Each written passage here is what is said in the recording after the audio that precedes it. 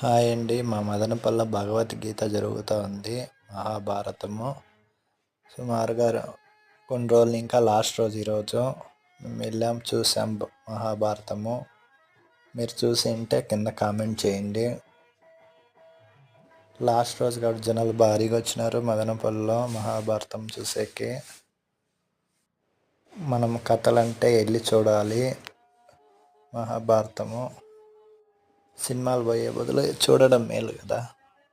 మహాభారతం అనేది ఇన్నా చూసినా మంచిది. యాడ జరిగినా పోండి, మహాభారతం వినండి.